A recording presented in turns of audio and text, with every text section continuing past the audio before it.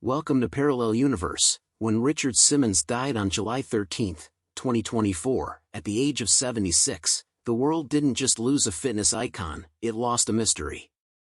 Because for the 6 years leading up to his death, Richard Simmons had vanished from public life completely. He stopped making appearances, canceled his famous classes at Slimm's studio, deleted his social media, and retreated into a home in Hollywood Hills where almost nobody was allowed inside. The rumors were endless. The speculation was relentless. And when he finally passed, the truth that emerged wasn't what anyone expected. Richard Simmons was, for a generation, one of the most recognizable people on television. The curly-haired, short-shorted fitness guru who turned exercise into entertainment, who made millions of people feel like they could laugh their way into better health. He wasn't a drill sergeant like the fitness personalities who came after him. He was warm. He hugged people. He told them they were beautiful before they did a single jumping jack. And he made a fortune doing it. But behind that larger-than-life character was a man who was deeply, painfully private, a contradiction that would eventually consume him. The first detail that surfaced after his death was the most heartbreaking one. Richard didn't disappear because he wanted to. He disappeared because he was afraid of being exposed. Not for any scandal, not for any wrongdoing, but because the people closest to him had taken advantage of his vulnerability. In those final 6 years, Richard was under the care of his housekeeper and her son, who essentially controlled his world. Visitors were turned away. Friends who had known him for decades were locked out of his home. His phone was monitored. The man who had once been the most generous, accessible, and joyful presence in American fitness was suddenly a prisoner in his own house. His friend and former attorney, Tom Estey, filed a missing persons report in 2016, begging authorities to do a welfare check. He said he believed Richard was being held against his will. The police visited the house. Richard answered the door, smiled, and told them he was fine. And that was that. But those who knew him said the Richard who answered that door wasn't the same man they had known. He was smaller, quieter, diminished. And the fear that he was being manipulated by the people managing his daily life only grew.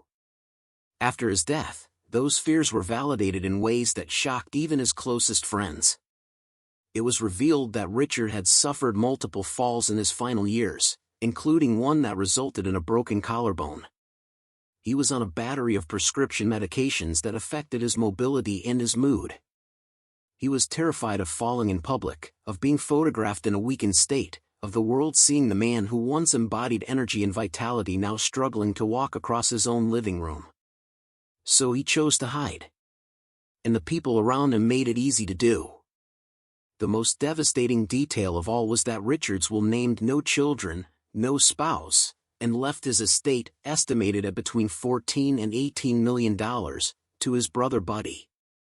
But in the years before his death, there were questions about who was actually controlling his finances, who was managing his bank accounts, and whether the man who had built a fitness empire was capable of making his own decisions in those final years.